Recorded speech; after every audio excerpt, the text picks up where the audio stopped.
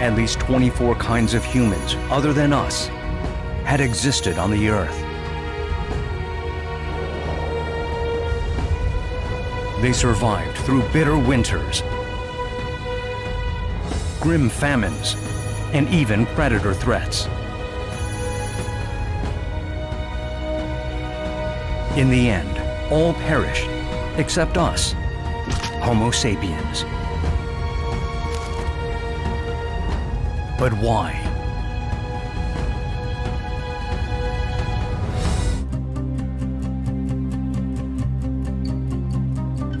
In the late 1890s, a limestone hill was discovered while building a tunnel for train tracks. There, an astonishing discovery was made. From 1 million years ago to 0 AD, the hill had been a human habitat.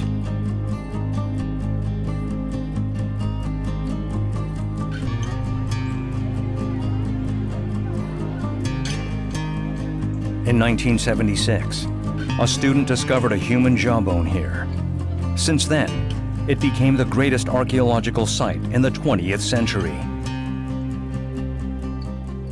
Tengo en las manos el cráneo de Homo antecesor. Homo antecesor apareció justo en este nivel, en el nivel 6 de la base de la gran dolina. En mi mano izquierda tengo el maxilar. Lo encontramos boca abajo en el yacimiento, todo recubierto de material. Lo levantamos cuando se excavó y vimos precisamente que este maxilar era un maxilar muy parecido a nuestra especie. Quedamos sorprendidos que un homínido de hace 800.000 años tuviera un maxilar muy parecido a nosotros. Archaeology begins from bones and stones. A scrupulous search is made to find clues, to understand who became modern humans and how we, Homo sapiens, are one of them. The largest number of human remains have been found since historic times. Time was dusted off, and pieces were put together. Another species, other than Homo antecessor, had existed for 1 million years. There was Homo heidelbergensis. After a couple thousands of years, Neanderthals came along. Us, Homo sapiens, arrived at the end. The genealogy of the human race is like a tree with many branches. Breaking away from chimpanzees 7 million years ago, humans have evolved into diverse species.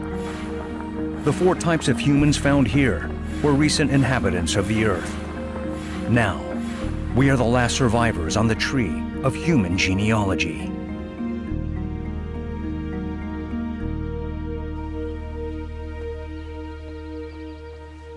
It is unclear why we are the only ones left. We can only take small steps towards the truth.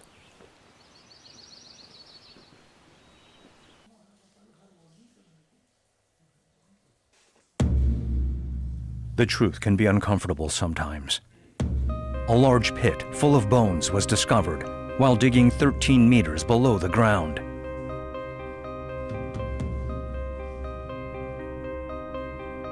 "5,500 pieces of bones, belonging to 28 people in total, mostly in their late teens and 20s. They had been buried in a mass grave.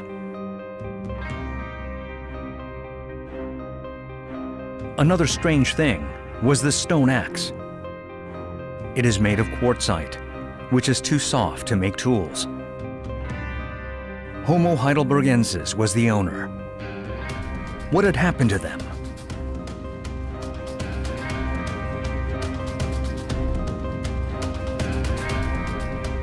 Si es solo una acumulación intencional de cadáveres, es decir, que cuando mataban a alguien o moría alguien, lo depositaban en su interior. Esto sí que sabemos que era así, porque el cráneo 17 presenta 2 perforaciones.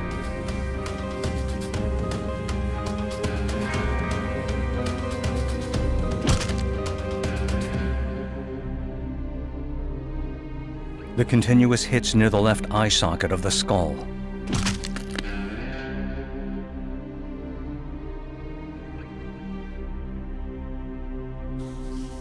It was a deliberate murder.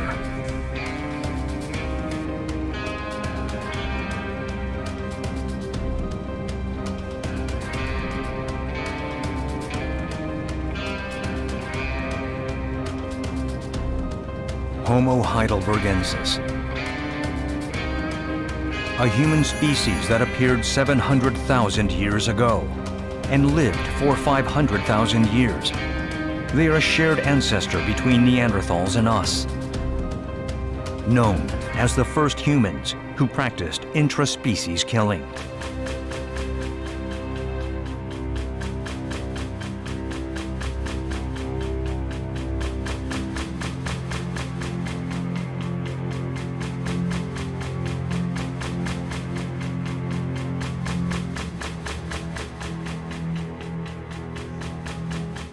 The cold silence reveals another truth.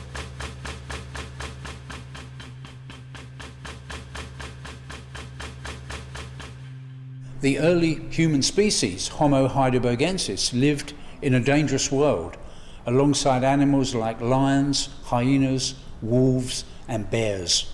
And we can find direct evidence of that at Boxgrove. Boxgrove, located in southern England, used to be a quarry. Here, a leg bone belonging to a well-built man in his 20s was found. The size of the bone leads us to believe that this individual is nearly 6 foot tall, so that's around 1 meter 80 tall, 1 meter 82. That's big and robust. So the frame, a big frame, muscular, something maybe like a modern day rugby player. The bone also reveals his final moments. Manner of an animal chewing on that end of the bone, and exactly the same on this end. These sort of breaks are characteristic of something chewing on the ends of the bones. The owner of this bone had been eaten by an animal. You can see an unusual amount of scars on Heidelbergensis' bone, which is proof of his exhausting life.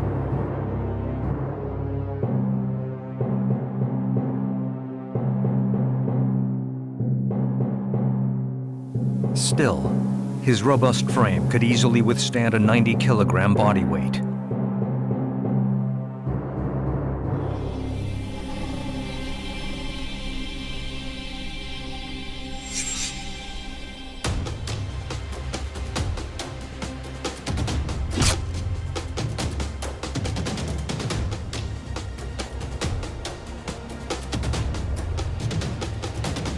Homo heidelbergensis, the most intelligent humans on the Earth.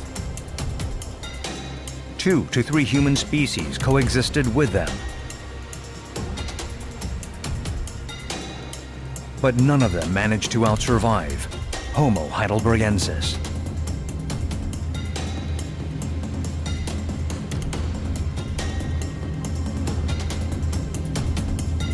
Life was certainly dangerous for these people.